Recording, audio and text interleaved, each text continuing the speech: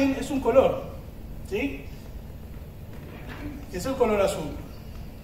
Y acá, este primer disparador que nosotros vamos a tener para hilvanar todo el encuentro, que es el que tiene que ver con el azul de la distancia. Yo no sé si ustedes han tenido la posibilidad de leer un libro de reciente o relativamente reciente edición, que es el de Rebecca Solnit, una guía sobre el arte de perderse.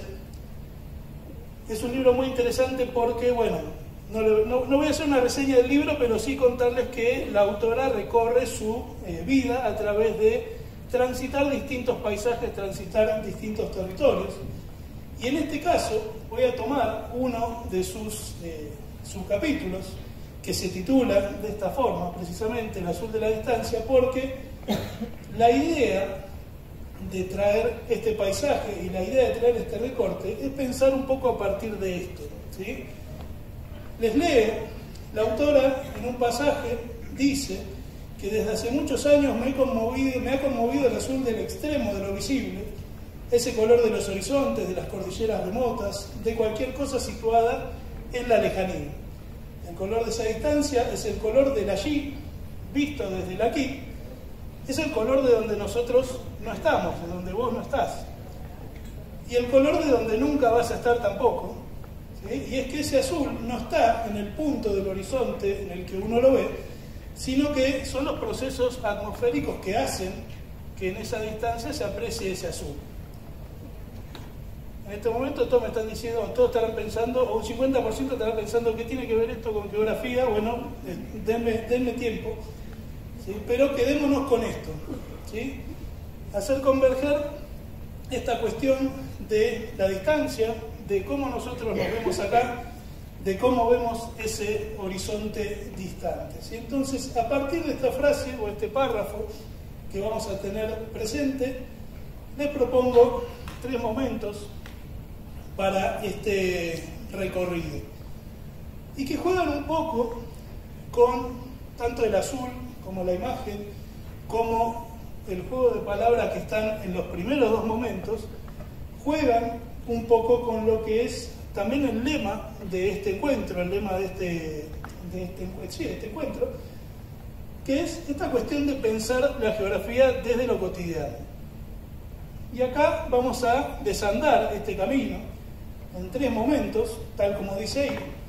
El primero de ellos, pensar cómo nosotros reconocemos lo cotidiano de la geografía. El segundo es cómo nosotros pensamos la geografía de lo cotidiano, que por ahí puede parecer igual, pero no es lo mismo. Y finalmente, vamos a pensar un poquito en esto de la geografía como interrogante a partir de teoría y práctica. ¿Hasta acá vamos bien? ¿Sí? ¿Nadie se quiere ir todavía? ¿No? Bien. Sigamos. Primer momento, que es lo cotidiano de la geografía. ¿Alguien conoce esa imagen? Esa escultura que aparece ahí. Bien, ahora vamos a develar un poco esta cuestión, pero el primer momento tiene que ver con lo cotidiano de la geografía y lo cotidiano pensado desde 4 puntos en particular, que tiene que ver con que en lo cotidiano, algo que se escuchó mucho en todas las charlas y en las conferencias que se desarrollaron en estos 2 días, lo cotidiano de la geografía nos acerca mucho más a cuestiones que persisten y se perpetúan como imaginarios que operan y que pesan sobre la geografía contemporánea y que nosotros tradicionalmente lo pensamos como esos enfoques que hoy no deberíamos usar, ¿sí? Y abro comillas para después.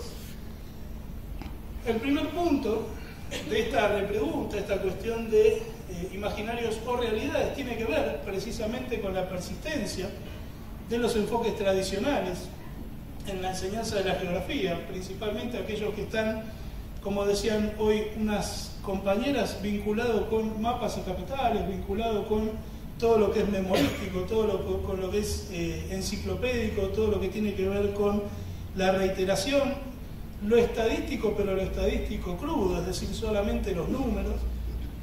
y que eso de alguna forma, a lo largo del tiempo, ha constituido, inevitablemente, una manera de pensar la geografía, pero no pensarla nosotros, sino como la piensan otros. ¿Sí? Siempre digo lo mismo, pero una de las preguntas, y creo que todos los que estamos acá en el público en algún momento les debe haber pasado, que es que cuando se anuncian que son estudiantes o profes de geografía, el primer comentario que reciben a cambio es: ah, bien, decime la capital de... ¿Sí? Es casi automático. Y esto es parte precisamente de esta cuestión de los imaginarios que operan y que siguen generando hasta el día de hoy una construcción de una imagen que podemos pensar, o nosotros podemos decir que no es la imagen real que se piensa o que nosotros tenemos de la geografía. ¿Sí? ¿Hasta acá estamos bien? Bien.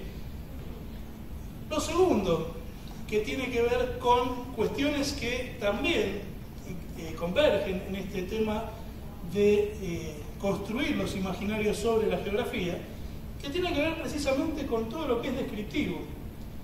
Hay muchos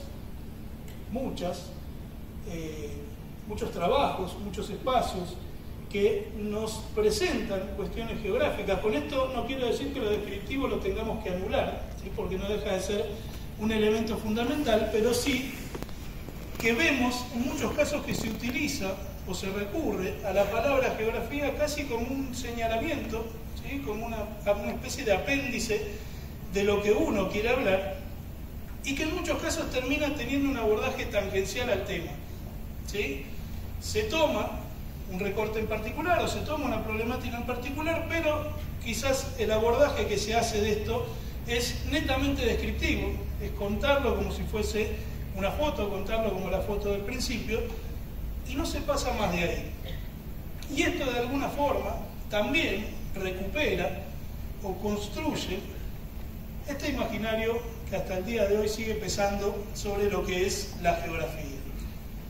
Pero si con estas dos cuestiones nosotros teníamos un problema, con la tercera tenemos uno aún mayor, porque es que en la actualidad tenemos una lluvia de redes sociales, sitios web, plataformas, libros, diarios, medios de comunicación, etc., en donde vemos que por el contexto mismo del mundo en el que estamos insertos, el mundo necesita geógrafos que expliquen lo que está pasando. Pero en esta masificación, el problema que estamos teniendo es que al geógrafo siempre lo llaman para pararse así como estoy parado yo y marcar ahí un puntito en el mapa, como es la persona que viene a decirte dónde está el problema que vos tenés que resolver. Y esta cuestión de lo masivo es otra problemática complicada que nosotros encontramos hoy en este camino de pensar y de enseñar la geografía, porque todo lo que se ha masificado actualmente respecto a nuestra ciencia es una masificación de alguna forma contraproducente. ¿Qué quiero decir con esto? Y no sé si está bien pasar el chivo de otros canales, pero hay algunos canales de geografía que te presentan videos y te dicen el lugar más profundo de la Tierra, ¿sí?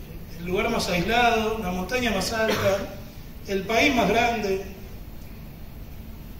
¿Cuántos de todos nosotros tomaríamos un material de esos como para problematizar algo en el aula a partir de esa cuestión? ¿O cuánto uso le podemos dar más allá de la mera localización de esa particularidad? ¿Alguien quiere levantar la mano? ¿No? Vamos por el buen camino. Entonces, hoy por hoy, lo masivo dentro de lo que es la enseñanza y el quehacer geográfico termina siendo una paradoja, porque es cuanto más masivos somos, en vez de generar un salto cualitativo de nuestra ciencia, lo que estamos haciendo es ir un poquito hacia atrás. Y cuando digo ir un poquito hacia atrás, nos estamos yendo precisamente hacia lo fantástico, hacia aquella tradición geográfica de la que hablaba Livingstone, ese espíritu del viajero, ese espíritu por descubrir, que nos lleva a pensar en esto que estábamos acá atrás viendo, que esto es una escultura de un monstruo mitológico que se llama Escila, o se llamó Escila, que estaba en el estrecho al este de la isla de Sicilia. Había dos monstruos, supuestamente, según la mitología, según las obras de hace mucho tiempo atrás, hablaban de Escila y Caribdis, ¿sí? Un monstruo que tenía muchas cabezas, que solía, similar a la hidra, que solía devorarse a aquellos marineros que pasaban cerca, y del otro lado, si esquivabas a este monstruo, te encontrabas con Caribdis, que era un torbellino, y que de alguna forma era la manera que encontraba esa gente, a través de la tradición oral, para explicar dos fenómenos de las corrientes marinas y de la misma particularidad que tenía el relieve de este estrecho, y que hoy sabemos bien que no nos vamos a encontrar con ningún Escila y ningún Caribdis, pero sin embargo, esto es lo que de alguna forma termina perviviendo y termina perpetuándose dentro de lo que son los imaginarios de la geografía. Por eso, este primer momento, lo que tiene que ver con lo cotidiano de la geografía, es de alguna manera una suerte de crítica hacia lo que nosotros deberíamos haber pasado, ¿sí? Y lo pongo como condicional. Son entonces, de alguna forma, si nosotros como observadores ajenos recuperamos esa idea que decía Rebecca Solnit en el inicio de la charla, del azul de la distancia, si nosotros, estando parados acá y sabiendo nosotros qué es lo que entendemos por geografía, ¿cuán lejos estamos en realidad de ese azul de esa distancia que son los imaginarios geográficos? ¿Y cuál es la posibilidad que nosotros tenemos de empezar a distinguir un poco más ese azul y ver si realmente lo que nosotros queremos enseñar o lo que nosotros estamos enseñando está presente en estas cuestiones? ¿Sí? Entonces, esta es otra pregunta que después, si en algún momento, por ahí o al cierre, alguno quiere hacer algún aporte, es bienvenido. Pero la idea es esto mismo, ¿sí? En esta primera etapa, en esto que dice de cómo nosotros vemos el acá, vemos el allá, perdón, desde el acá, es precisamente esto, los imaginarios que pesan o que operan sobre la geografía y que cómo esto al día de hoy sigue condicionando la manera en que nosotros entendemos la geografía y nuestra limitante. ¿Sí? Porque la segunda pregunta que surge, la primera es, decime la capital de tal país, la segunda pregunta que surge es, la geografía no sirve para nada. Calculo que algunos se lo habrán dicho en algún momento, ¿para qué sirve la geografía? ¿Sí? Y en el mientras tanto, esa geografía sirva para recuperar a estos monstruos que estaban en el estrecho, que no me sale el nombre, ¿sí? Porque lo estoy tratando de pensar mientras estoy hablando y se me borró por completo, ¿sí? Ya va a venir. Pero mientras tanto nosotros estemos más cerca de estas cuestiones, más lejos vamos a poder estar de nuestro accionar como docentes en función de lo que nosotros creemos. Y por eso, aquellos que estuvieron en la charla, perdón, la ponencia de ayer, hablamos de un presente paradójico, porque tenemos un montón de recursos a disposición, tenemos un montón de plataformas a disposición. Cualquiera que necesite encontrar algo para trabajar en un aula sobre un tema no tiene que hacer más que googlear y recuperarlo. Sí, pero el problema es que en la medida en que nosotros empezamos a indagar en esos recursos que tenemos disponibles en las redes, lo que nos empezamos a dar cuenta es que cuanto más buscamos, más cosas complicadas encontramos, ¿sí? Y eso de alguna manera nos deslegitima, nos funciona como contrapeso. Ayer hablábamos de fracking, hablábamos de agenda ambiental versus extractivismo. Y algunos me preguntaban en estas cuestiones algo así como ¿qué es lo que qué va a terminar ganando? ¿Cuál va a ser el futuro? Si es que podemos resumir todo a una batalla de ganar o perder. Y en esto también aplica el trabajo de Mark Fisher. Yo no sé si han tenido posibilidad de leerlo, pero si no lo han leído, es otro autor al cual recomiendo que vayan. Porque este presente, que en teoría se presenta como disruptivo, que es algo nuevo, que tiende a cambiar, que aparecen nuevas tecnologías, que aparecen nuevas dinámicas, nuevas estrategias al alcance de la mano, en muchos casos lo que termina sucediendo no es más ni menos que una novedad que en realidad ya está captada por el sistema. ¿Sí? El sistema entendemos como capitalismo neoliberal globalizado, y ya está captado por el sistema y por ende termina siendo funcional a él. Y no es casualidad que predomine toda una serie de contenidos geográficos. Puedo tomar a Lacoste en este sentido, que hablaba de la geografía de los estados mayores y la geografía escolar, y decirles que en muchos casos esos canales que nosotros estamos viendo y que nos muestran cosas extrañas de la geografía, lo que tienden es que a nosotros nos enfoquemos en pensar, vuelvo a insistir, cuál es la isla más aislada en el planeta, cuál es el punto más profundo en el océano, y no pensar cuáles son los procesos que realmente tenemos que pensar para la geografía. Y esto es un problema complicado además. Bien, ¿hasta acá estamos bien? ¿Alguna duda? ¿Algo?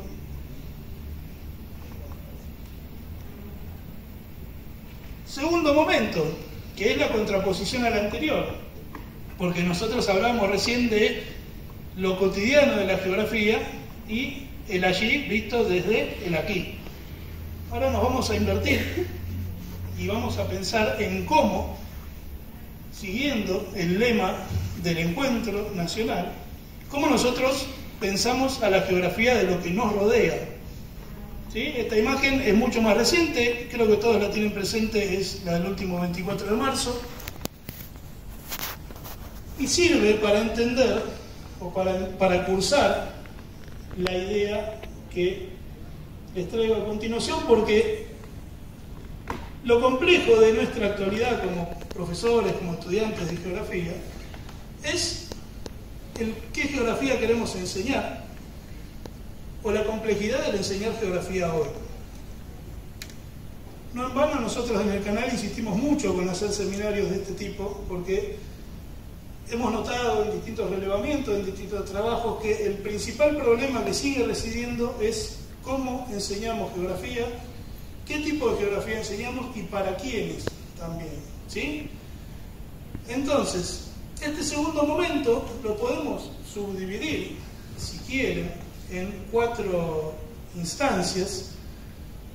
La primera de ellas es lo complejo. Aquellos que por ahí alguna vez vieron alguna charla o una conferencia previa mía, hablamos de lo complejo por la complejidad inherente que tiene la geografía, ¿sí? Los subcampos, las áreas de investigación, la polisemia, los conceptos que tiene, cómo todo esto va mutando. Además, el hecho de ser una ciencia social hace que no tengamos un paradigma que se abandona, sino que tenemos un solapamiento de 7 corrientes de pensamiento distintas, las cuales son todas válidas, pero con distintos, como una carrera de 100 metros, que en vez de 100 metros durara 50.000 kilómetros, entonces siempre alguno va a llegar más cansado y otro más entero, y vas a tener una corriente geográfica que predomine y otra que no.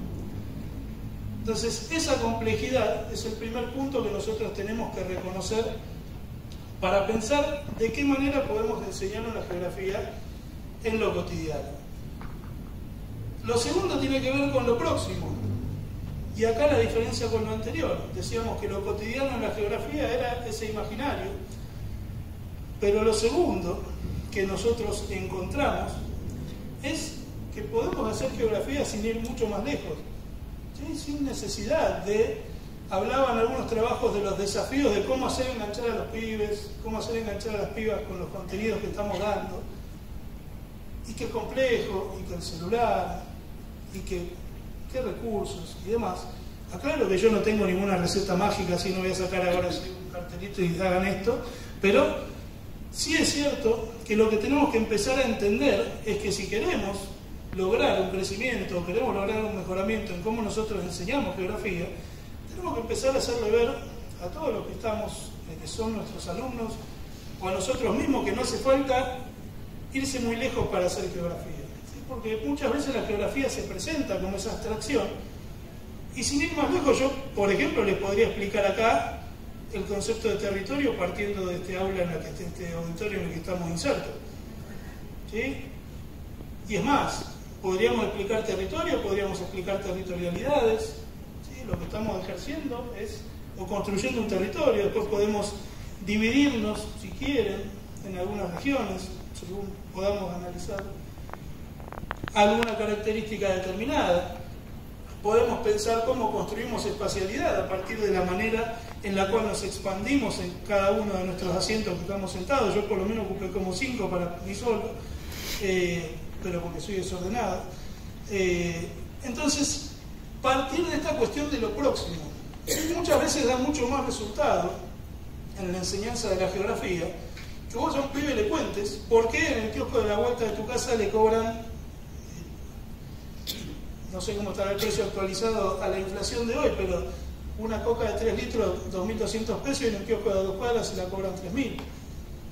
¿Sí? ¿Por qué existe esa diferencia? ¿Sí? Pero sí, ustedes dirán, estos son detalles, ¿sí? Pero son detalles que hacen a que el estudiantado pueda comprender los procesos que se dibujan de manera invisible sobre su propio entorno, incluso hasta sus propios espacios más íntimos. ¿Sí? Cuando se ponen a estudiar en sus casas, ¿por qué eligen un rinconcito en particular de su casa y no eligen otro? Creo que a todos les ha pasado que tienen un rincón preferido. ¿Por qué cuando van a trabajar van caminando por una ruta y no por otra? Y hoy hablaban mucho de los mapas mentales, ¿sí? Cuestiones de comportamiento. Son todas cuestiones que son necesarias empezar a trabajar para salir de lo lejano, ¿sí? Para salirnos de ese imaginario y para empezar a hacer acercar un poco esto.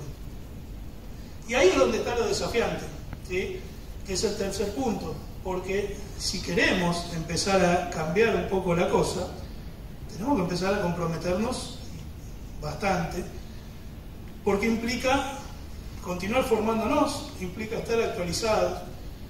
Hoy por hoy cualquier pibe te puede dejar pedaleando en el aire con buscar una noticia en Google. Por ahí vos dijiste, voy a dar el conflicto de la región del Arsaj, entre Armenia y Azerbaiyán. Y agarraste un recorte de hace 3 meses atrás, te armaste toda una clase, explicaste la problemática, y el pibe te dice, profe, esto ya está. Entonces yo no digo que todos los días no tenemos que leer todos los portales de la mañana, ¿sí? No desesperen, pero sí que el desafío reside en tratar de que la complejidad que nosotros le pongamos a la enseñanza de la geografía sea la mayor posible. Y acá es donde surge lo último, el punto 4, que es esta cuestión del saber enseñar geografía, que, insisto, aquellos que por ahí nos vienen siguiendo lo que hacemos hace un tiempo, lo habrán escuchado más de una vez, y que es una pequeña crítica / reconocimiento a lo que a nosotros nos está pasando ahora, que es la conjunción de estas dos variables, que a veces no se piensa, y que a veces nos encontramos en el aula con algún problema, que es tanto el saber enseñar como el saber geografía. Y nosotros estamos acá en un encuentro de profesores, todos, y en su gran mayoría quizás seamos, o nos guste la didáctica, nos guste pensar en otros recursos y demás cuestiones, pero quizás todo lo que tiene que ver con la enseñanza, o todo lo que tiene que ver con la didáctica de la geografía, se queda corto si no sabemos de geografía. ¿Sí? Vuelvo a insistir, parece novedad, pero yo puedo ser el mejor didacta del planeta, ¿sí? Tener 85 libros escritos, medallas colgando por todos lados y demás, pero si yo te tengo que enseñar un contenido geográfico y me paro y te digo, unime con flecha los dos conceptos, ya está. O sea, es algo que tenés media batalla perdida. Pero por el otro lado, si yo sé todo lo que tiene que ver con teoría de la geografía y demás cuestiones, pero me paro en el aula y no sé cómo explicártelo, es otro problema. ¿Sí? Por eso, el desafío en esta cotidianeidad es recuperar esa complejidad, empezar a pensar por lo próximo, asumir ese desafío y finalmente, y en la medida de lo posible, tratar de congeniar el saber enseñar con el saber geografía para lograr esa ecuación que sería lo ideal. ¿Sí? No es fácil, si no, no estaríamos, creo que ninguno estaría acá. Entonces, esto, cuando hablábamos de lo próximo, ¿sí? En la filmina anterior, cuando hablábamos de lo próximo, nosotros tenemos que reconocer que estamos inevitablemente inmersos, somos parte constituyente de todos los procesos geográficos que se despliegan sobre la superficie, que eso es lo que muchas veces parece no contar. ¿Sí? Te analizan un problema, te presentan una cuestión y parece que vos vivís en otra realidad o no tenés nada que ver con el entorno. ¿Sí? Y esta es otra cuestión principal. Tenemos que reconocer que estamos inmersos en geografía, que somos actores importantes en los procesos y que de alguna forma hemos sido constituidos, tomando un poquito a Doris Massey, y de alguna manera también somos constituyentes de estas dinámicas geográficas. Y acá volvemos otra vez al azul de la distancia, porque decíamos que nosotros arrancábamos viendo el azul que está allá, al que nunca íbamos a llegar, que eran los imaginarios, pero si tenemos que hacer una autocrítica, siguiendo la idea de esta autora, ¿cuán claro nosotros tenemos que el lugar desde donde estamos parados no es alguien que también nos está mirando de lejos y está diciendo, mirá ese azul al cual quizás nunca quiera llegar? ¿Sí? Ahí va. Me parecía que me faltaba uno. ¿Sí? Porque cuán claro nos resulta el poder transformar procesos en contenido, que es algo que trabajaba Viviana y que la docente que cerró ayer, no me acuerdo el apellido. Escum. Ana Escum. Ahí va, me acordaba de Ana, pero no me acordaba el apellido. Que es cuán capaces somos nosotros de poder transformar procesos en contenido sin perder calidad en el medio, ¿sí? O sin perder esencia. Vivimos en un mundo de WhatsApp a 2X o de Twitter a 240 caracteres, a 280 caracteres, algo que lo pagues, cosa que no es mi caso. Y estamos acostumbrados a hacer todo rápido. Y en esto también la educación inevitablemente se ha transformado a ese 1,5 o a ese 2X. Los docentes de geografía quizás lo sabemos más que nunca, que nos acortan horas, nos juntan con otras áreas, y con esto no quiero crear ningún tipo de celo profesional, por favor, les pido. Pero nos achican todos los contenidos, nos achican las horas y nos dicen tenés que dar lo mismo. Entonces, ¿cómo hacer para poder transformar eso sin perder calidad? Y además, ¿cómo hacer para transformar eso, no solo sin perder calidad, sino también que esto se transforme en acción? ¿Sí? Que sea el que te escucha capaz de poder trasladar eso a su cotidianeidad. Y acá, esta es, sí, una pregunta bastante retórica y dirigida a todos nosotros, que es, ¿nosotros estamos haciendo algo para transformar esta realidad? ¿Estamos haciendo algo para que cada uno de los pibes o las pibas que tenemos en el aula entienda que la geografía es parte constituyente de su propia personalidad, de sus decisiones diarias y demás? ¿O estamos permaneciendo siempre en el mismo lugar? ¿Alguien tiene la respuesta? Si alguien tiene la respuesta, me bajo y me vuelvo. Ahí va. Bien. Y acá, una pequeña reflexión. Yo esta presentación, después si alguien la quiere, yo la voy a colgar para que la puedan descargar ahí en algún espacio. Bueno, esto es lo mismo que estaba diciendo antes, voy a pasarme un poquito a 2X porque si no me voy a quedar sin tiempo. Vamos a pasar al tercer momento, que acá la idea es generar alguna incomodidad, ¿sí? Así que les pido que si tiene efecto no me tiren con nada, pero es la idea. Y para reflexionar un poco también de lo que nosotros hacemos a diario, ¿sí? Que es la geografía, este es el verdadero momento de la geografía como interrogante. Un gráfico muy lindo que después lo vamos a criticar un poco, y que tiene 4 momentos, otra vez, vamos a ir rápido.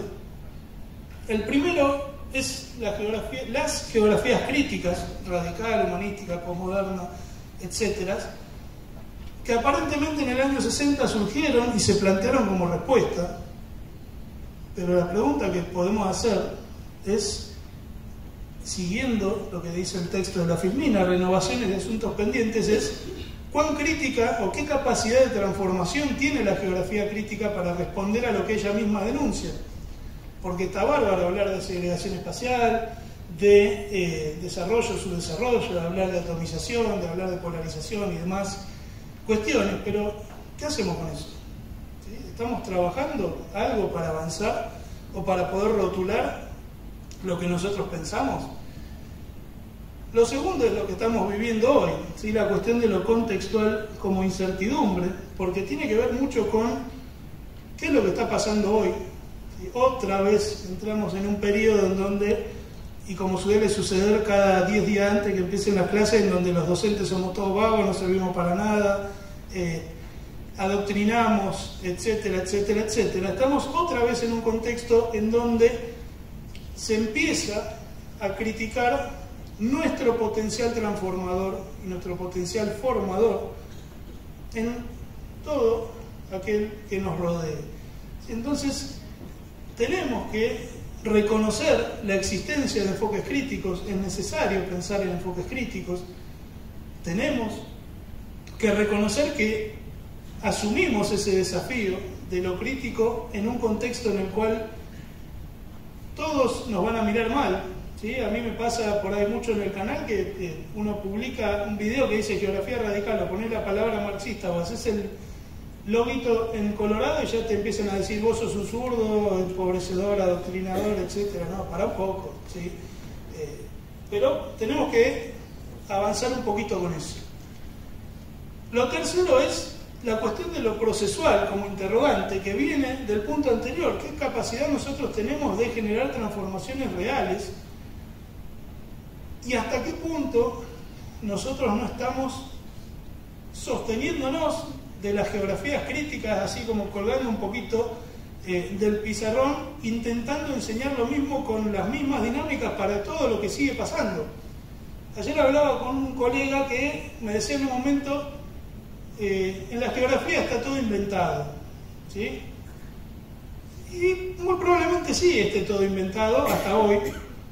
No quiero decir que voy a inventar o voy a sacar una filmina rara después, pero sí que por ahí sí, de alguna forma en la geografía está todo inventado y de alguna manera es nuestra responsabilidad. Y les voy a poner un ejemplo que intentaré que no sea demasiado gracioso y que se lo tomen en serio, ¿sí?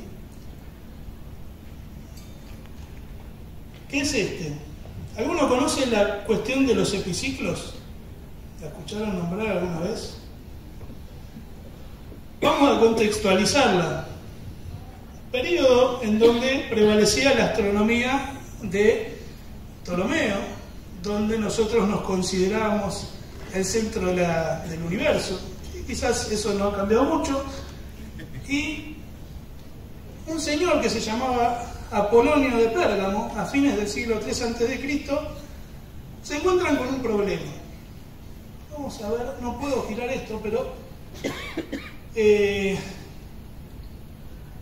observan a las estrellas y para una Tierra que es el centro del universo, según la teoría esta, con órbitas perfectamente circulares y demás, todos los astros que se observaban siempre, si uno va girando, tendrían que estar en la misma posición. Se empiezan a encontrar que hay astros que un día te aparecen acá, otro día te aparecen allá, otro día te vuelven a aparecer atrás, otro día más adelante. Entonces dice, no puede ser que nuestra teoría falle. El problema es que no estamos entendiendo que hay astros que en su órbita, además de tener la órbita circular, tienen epiciclos. ¿Sí? Si pudiera marcar con el puntero, pero el astro hace una órbita, llega a un punto, hace un círculo hacia atrás, vuelve hacia adelante. Entonces de esa forma explicaba la razón por la cual, por ejemplo, Marte o Júpiter un día te aparecían acá y cuando vos pensabas que al otro día te iban a aparecer en esta posición, te aparecían atrás. Esto sirvió durante un tiempo para calmar. Pensemos que en este tipo de ciencias el paradigma automáticamente barre con el anterior. Y funciona el epiciclo. Está Está bárbaro, ¿sí? Qué buena idea que tuviste, Apolonio de Pérgamo. El problema es que cuando volvía a tener un nuevo ciclo en la órbita de ese astro, volvía a aparecer de vuelta en posiciones que no podían explicar. Entonces aparecía de vuelta este señor Apolonio y decía, hay que hacer otro círculo, ¿sí? No, en realidad está teniendo otro epiciclo. Y dibujaban otro círculo más, y otro círculo más, y otro círculo más, al punto tal de tener algo así, que no es un mandala, ¿sí? No es un mandala ni nada similar, es la órbita de un astro, ¿sí? Esto sería la respuesta que yo le daría, ¿sí? Conseguiste un astrónomo honesto, porque claramente la teoría no estaba funcionando, y algo había que cambiar. Después entendieron que por ahí el problema era que las órbitas eran elípticas, ¿sí? Pero tardaron unos cuantos años. Y acá vamos a llevar esta cuestión del epiciclo a la geografía, con un concepto que nos atravesó a todos, de alguna forma, que es el de la gentrificación. Acá ya hablamos del proceso de transformación del espacio urbano, un abordaje crítico, y que es un concepto acuñado por la socióloga alemana Ruth Glass en el año 1964 y que sirve para ver de qué manera nosotros entendemos algunos procesos que se desarrollan en las ciudades que tienen que ver principalmente con el desplazamiento de población como consecuencia del incremento del valor del uso del suelo por factores, etc. Ahora bien, y acá seamos todos autocríticos, ¿qué pasa si cambiamos el epiciclo por gentrificación? Si nosotros analizamos hoy todos los procesos que andan dando vuelta, somos hiperveloces para ponerle rótulo a todo, y en esto también. Vemos un proceso, un negocio pintó de verde al frente, gentrificación. ¿Sí? Vinieron 2 franquicias, gentrificación. Todo parece ser de repente gentrificación. ¿Sí? Entonces, ¿qué pasa si cambiamos esto? ¿Sí? Si hacemos un poquito de autocrítica, por ahí estamos haciendo lo mismo que Apolonio de Pérgamo. Y esto termina siendo un problema, porque así como en su momento el epiciclo se constituyó en un obstáculo para entender que las órbitas eran elípticas en vez de ser perfectamente circulares y también dejar de pensar que éramos el centro de la Tierra, la gentrificación hoy, el concepto de gentrificación, está obliterando un montón de otros procesos urbanos que se están viendo y para los cuales no tenemos forma de abordar o no tenemos conceptos para trabajarlo. Entonces, gentrificación. Y nos damos vuelta y nos desentendemos del problema. Y acá es el problema en 3 etapas. Creo que voy a terminar justo a las 4, Jesús. Perdón. Un problema en 3 etapas. También van a decir que tiene que ver Schwarzenegger acá en una cosa de geografía. El concepto de hiperstición. ¿Alguien sabe lo que es? ¿Alguien lo leyó alguna vez? Bueno. Estamos hablando de procesos preformativos de espacialidad. ¿Qué significa? No sé. Mentira. Ahí vamos. Y son abordajes que estamos ya hablando de una cuestión casi de hipermodernidad y que es un concepto que acuña Nick Land en el año 2009 y el cual se puede resolver o se puede resumir de esa manera. ¿Alguno vio Terminator 2? Vamos a empezar por ahí, no quiero ser el único viejo acá en la sala, pero estamos todos en la misma. ¿Cuántos de todos ustedes que vieron Terminator 2 en donde John Connor le decía a este robot, le decía que hasta la vista baby era una frase que se usaba siempre? ¿Cuántas veces habíamos usado nosotros la frase hasta la vista baby antes de que la dijera Terminator? Nadie. ¿Qué hizo John Connor o qué hizo esta película con nuestra cultura general? Crear algo que no existía, ¿sí? Y a partir de eso generar un proceso de consumo o de explotación de ese recurso, en este caso una frase. Y este proceso de hiperstición es algo que podría llegar a pensarse como un nuevo fenómeno que se está dando en los espacios geográficos, ¿sí? Pensemos también qué pasó con el famoso el Y2K, ¿sí? Que decían que en el año 2000 a las 00 del 31 de diciembre de 1999 había explotado todo. Se iban a caer los sistemas, se iban a caer los aviones, se iban a apagar las luces. La cantidad de plata que pusieron las empresas para contratar especialistas en sistemas que pudieran prevenir lo que pudiera pasar con esto, qué sé yo. ¿Pasó algo con el Y2K? ¿Sí? Pero la plata, sin embargo, se gastó, ¿sí? Toda esa idea siguió funcionando, y estamos hablando de procesos más intangibles, ¿sí? Pero ¿qué pasa con esto? Si nosotros lo llevamos hacia uno de los festivales, no voy a mencionar mis gustos musicales, pero las bandas que vienen trayendo últimamente no me gustan. No tiene nada que ver, es un no dato. Pero lo importante de esto es, ¿qué pasa con este tipo de festivales? Te anuncian algo. ¿Sí? En tal fecha va a haber un recital, comprate la entrada, pagala ya, y cuanto antes la puedas pagar, mejor, porque ya te aseguras tu lugar, te aseguras tu participación en esto. Empezamos a construir un espacio en donde va a haber alguien, pero todavía no está. Entonces, de alguna forma, todo este tipo de fenómenos no dejan de ser hipersticionales, construyen su propia existencia y en el proceso generan consumo. Esto mismo hoy lo empezamos a ver en muchos lugares, esta proliferación de carteles señalizadores de ciudades, de barrios, calles. Te ponen un cartel ahí, automáticamente el otro día tenés 4 food truck, 83 sacándose fotos haciendo fila y nadie disfrutando el río. ¿Sí? Esto pasa en Neuquén, pero podemos trasladarlo a cualquier otro paisaje. Y de alguna forma también lo que se hace es hipersticionar un espacio de consumo, ¿sí? Modificar ese entorno, transformar ese entorno espacial y generar un espacio de consumo. Y aquellos que viven en Patagonia, pero no como yo, que soy un patagónico trucho de 5 saltos, ¿sí? Los que viven bien al sur,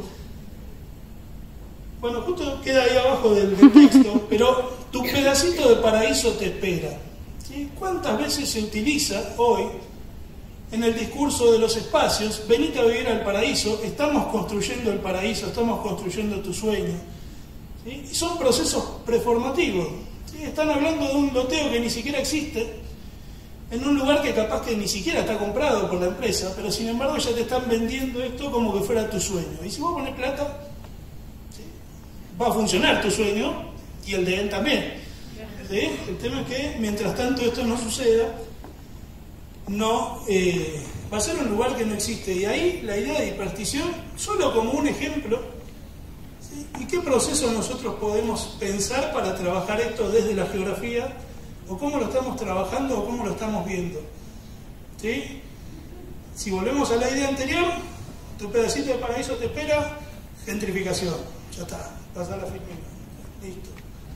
¿Sí? Y no siempre tiene que ser así. Por eso digo que lo procesual como interrogante y lo procesual como desafío es hacia donde nosotros tenemos que empezar a enfocarnos si queremos lograr un cambio cualitativo. Mientras sigamos haciendo lo mismo, no quiero sonar como un personaje que dijo no vamos a... no, mientras sigamos haciendo lo mismo o pensando en los mismos procesos o obliterando fenómenos con conceptos que nosotros ya sabemos, nos estamos perdiendo la verdadera interacción que hay, como en su momento pasó con el concepto de región, ¿sí? Que de repente toda la región y no veíamos las interacciones, ese concepto obstáculo. Hoy por hoy las geografías críticas han llegado a tener un desarrollo importante, son necesarias, pero si no ponemos un avance en esto, el tiempo está pasando muy rápido, los procesos pasan muy rápido y no estamos haciendo nada. ¿Sí? No digo que ahora salgan todos corriendo mañana a hablar de hiperstición, ¿sí? Porque si no voy a estar haciendo lo mismo yo, estoy creando algo que no existía, pero sí que empecemos a ver que quizás aparecen otras dinámicas que no estamos viendo. Lo mismo pasa con espacio urbano, espacio rural, esa dicotomía, que siempre hablamos de lo urbano, lo rural, y cuando empezamos a hablar de espacios intermedios, lo rural urbano, lo periurbano, lo urbano difuso, lo rural profundo, que quizás alguna diferenciación tienen, pero cada vez más aparecen conceptos intermedios, como para tratar de que nos quedemos tranquilos, y cuando nos agarra la ansiedad, no, esto es, por ahí es periurbano, ¿sí? Ya está. y nos olvidamos. ¿Sí? Y a eso es a lo que voy. ¿Sí? Eso es lo que nosotros tenemos que empezar a cambiar y eso es lo que quiero dejar como cierre. Porque cuando hablaba Rebeca Solvit del azul de la distancia, lo que hacía era plantear eso, cómo nosotros transitamos esa distancia hasta llegar a ese nuevo azul. Y si acaso cuando nosotros lleguemos a ese nuevo azul, no nos vamos a encontrar con nuevas interrogantes o nos vamos a encontrar con otra distancia que nos separe del proceso que realmente estamos atravesando. ¿Sí? Y esto es lo que lleva a pensar, ya termino, incluso hasta en la posibilidad, ya no solo hablar de una geografía hipermoderna, sino pensar en posgeografías. Y no estoy diciendo posgeografía como, o sea, no voy a cometer la locura de Fukuyama que dijo el fin de la historia y demás cuestiones, sino pensar en que todo lo que ya sabemos de geografía, como hablaba ayer con un compañero, ya está hecho. Entonces, si todo eso ya está hecho, ¿por qué no empezar a construir nuevos enfoques a partir de lo que ya está? ¿Sí? Dar ese salto de calidad.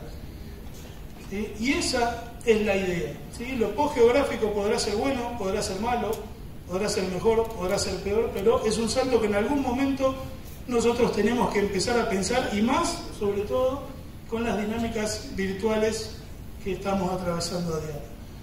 Y como cierre, Michel Onfray, Teoría del viaje y poética de la geografía, libro editado en el año 2016, que si no lo han leído, se los recomiendo que lo descarguen en PDF o por ahí después se los comparto el PDF porque lo tengo descargado. Hoy ese libro sale arriba de 50.000 pesos, poquito salado el francés. Y que vamos a cerrar con esto. ¿Sí? El auténtico disfrute de la inteligencia del viajero y del observador, es decir, el que analiza el proceso y el que recorre el camino. El auténtico disfrute es si sabemos acordarnos que la palabra procede del arte de poner en perspectiva instancias que a priori parecen no tener ninguna relación. ¿Sí? Un bosque y un área, un camino y una línea, un pueblo y un punto, un paisaje y una red. O también podemos pensar qué es lo que sucede con algunos fenómenos urbanos y este sistema en el que estamos inmersos y encontrar ese arte que nos permita a nosotros transformar proceso en contenido y contenido en acción. Así que eso fue todo. Muchas gracias. Muchas gracias, Rodrigo, por su conferencia. Abrimos